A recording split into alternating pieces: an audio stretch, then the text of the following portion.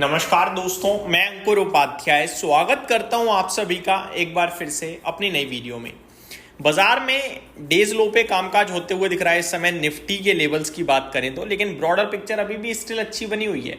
Mid cap और small cap में अभी भी आधे % की तेजी के साथ ही कामकाज हो रहा है, लेकिन निफ्टी दिन के निश्चितम स्तर पे पहुंचा है 25,500 के करीब। कुछ लोग ये भी जानना चाहते हैं कि यहां से आगे क्या। आप हाई आपने आज भी बीते कुछ समय का फ्रेश हाई देखा है। ऊपर से आप 170 पॉइंट नीचे हैं, 125-26 पॉइंट आप लाल निशान में हैं। 25,500 एक बढ़िया लेवल है जिसके आप अभी करीब ट्रेड कर रहे हैं। 24,400 आपके लिए सपोर्ट है। नीचे आ रहा है बाजार, आने दो, तो ये अच्छी बात भी है, क्योंकि आप जब वन साइडेड जाते हो तो जिसका छूट गया है ना वो वेट करता है नीचे आने के लिए। तो ये नीचे आएगा तो दोबारा वो बाइंग आएगी, टेंशन मत लीजिए। बट अभी क्या है, थोड़ा सा सेलिंग प्रेशर दिख रहा है और थोड़ा सा रिटेल नर्वस लग रहा है। बट आई थिंक बाजार में कोई दिक्कत नहीं दिख रही है। अभी थोड़ा गिरावट के बाद दोबारा ऊपर आना चाहिए, ऐसा मेरे को लगता है। आगे बढ़े दोस्तों, एक इंपॉर्टेंट लेवल भी समझ में आ रहा है 25,700 से 800 का। उसके ऊपर ज़्यादा बढ़िया तेजी बननी चाहिए। इनफैक्ट 25,800 के बाद तो मुझे लगता है ये फ्रेश लाइफ हाई की तरफ चला जाएगा निफ्टी। तो वो ऊपर में वहाँ से सेलिंग प्रेशर आ भी रहा है, तो ये क्लियर कट दिख रहा है। कॉल राइटर्स एक्टिव हो रहे हैं। अब मैं आप सभी के साथ बात करना चाहूँगा स्टॉक स्पेसिफिक एक्शन के बारे में। जेबी केमिकल एंड टोरेंट फार्मा के बारे में मैं ऑलरेडी आप सभी के साथ इससे प्रीवियस वीडियो में डिस्कस कर चुका हूं। यहां पे बात करना चाहूंगा ज्योति सीएनसी के बारे में। दोस्तों, स्टॉक करीब 6% नीचे दिख रहा है 1060 रुपीज के भाव पर। इस स्टॉक की बात करें तो इसमें आज एक ब्लॉक डील होते हुए दिखी है बड़े लेवल पे। क्या है पूरी डिटेल्स, चलिए समझते हैं।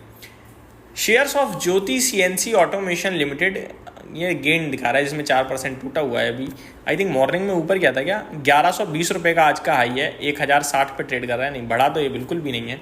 आगे बढ़ते हैं। According to data available, as many as 1.37 crore shares of the company changed hands in the block deal. The number of shares that changed hand amount 6.06% of the total outstanding equity of Jyoti CNC. Shares changed hands at an average price of 1,087 per share, implying a total transaction value of 1,499 crore. तो करीब 6% equity का सौदा हुआ है ज्योति CNC के share में। ये सौदा होता हुआ दिखा है हम सभी को 1087 यानी 1087 रुपीज़ के भाव पर 6.06% इक्विटी का सौदा। और ये 1.37 करोड़ शेयर्स का डील है, सौदा है आप ये कह सकते हैं। इसकी वैल्यू करीब 1500 करोड़ रुपए की बैठती है। लेकिन किसने बेचा है, किसने खरीदा है, उसकी डिटेल्स अभी अवेलेबल नहीं है। बट ऐसा जरूर बताया जा रहा है कि नॉन प्रमोटर एंटिटी की तरफ से ये डील होते हुए दिखी है, यानी इसमें प्रमोटर्स का कोई रोल नहीं है। CNBC TV 18 on Friday reported that certain non-promoter shareholders of Jyoti CNC are set to divest a 6% stake in the company through block deals with total deal size pegged at 1,542 crore. तो खबर ऐसी थी कि 6% कोई non promoter entity बेच सकता है और 1550 करोड़ का ये सौदा होगा। 304 करोड़ का इशू अपसाइज होगा, यानी कि अगर अच्छी डिमांड रही तो और भी बेचा जाएगा, लेकिन बेका आई थिंक 1500 करोड़ का ही है। तो ये डिटेल्स आते हुए दिख रही हैं। Jyoti CNC is an one of the world's leading manufacturer of metal cutting CNC machine. It has an impressive client base from the defense sector and this includes Space Application Center, BrahMos Aerospace, Turkish Aerospace, Tata Advanced System, Tata Secor Sky Aerospace, Bharat forge. तो ये सब इसके client हैं, आप ये कह सकते हो। तो बढ़िया नाम है, बढ़िया कंपनी है, लेकिन आज के सेशन में एक्शन में है, गिरावट में है। उसके पीछे रीज़न है सौदा। अब कौन खरीद रहा है, कौन बेच रहा है, वो जब ज़्यादा सामने आएंगी डिटेल्स तब समझ में आएगा कि इसे आगे के लिए कैसे देखना चाहिए। आगे बढ़ते हैं दोस्तों दूसरे स्टॉक की तरफ। वारे एनर्जीज 3100 पहुँच गया शेयर, 5% की तेजी है। खबर मैंने कल भी आप सभी को बताई थी।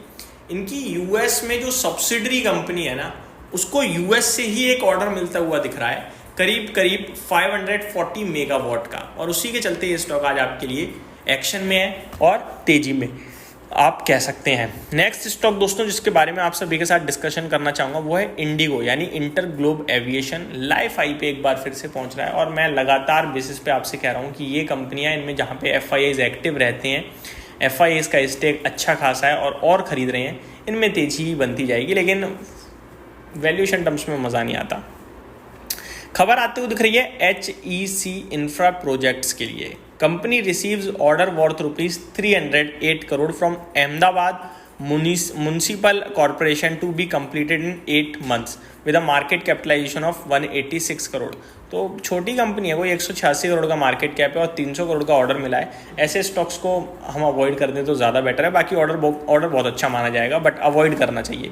डायनामिक केबल्स के लिए बात करें तो company plans 30,000 kilometre yearly production capacity at रीनगस facility set to finish by second half of. तो ये इनकी तरफ से डिटेल्स आते हुए दिख रही हैं। डायनामिक केबल्स के लिए खबर है company to invest 35 crore for 20% increase in cable and speciality conductor production. तो काफ़ी अच्छी खबर बोलूँगा मैं ऐसे। खबर आते हुए दिख रही है अनंतराज के लिए। ये सबसे इंटरेस्टिंग खबर लगी मुझे अभी जितनी मैंने आपके साथ शेयर करी है। कंपनी कह रही है कि company plans to spend $2.1 billion on data centers as it joins a growing list of Indian companies looking to ride the boom in demand of artificial intelligence। तो artificial intelligence में जो boom आ रहा है उसके लिए डेटा सेंटर्स बहुत ज़रूरी हैं, और कंपनी अपने रियल एस्टेट कारोबार में तो है ही है, साथ ही साथ डेटा सेंटर कारोबार में भी एंटर कर चुकी है। मैं ऑलरेडी डिस्कस कर चुका हूँ। कंपनी $2.1 बिलियन खर्च करने की बात कर रही है इस कारोबार में। $2.1 बिलियन पता है कितना होता है? करीब 16-17 हज़ार करोड़ रुपए। और कंपनी का टोटल मार्केट कैप अगर मैं आपके साथ शेयर करूं तो वो 19,000 करोड़ का है अभी। तो जितना मार्केट कैप है उतना तो कंपनी डेटा सेंटर पे खर्च करने की बात कर रही है।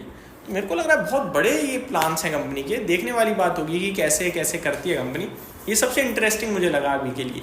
यहीं समाप्त करता हूँ इस वीडियो को। Thank you so much for watching this video. Have a great day guys.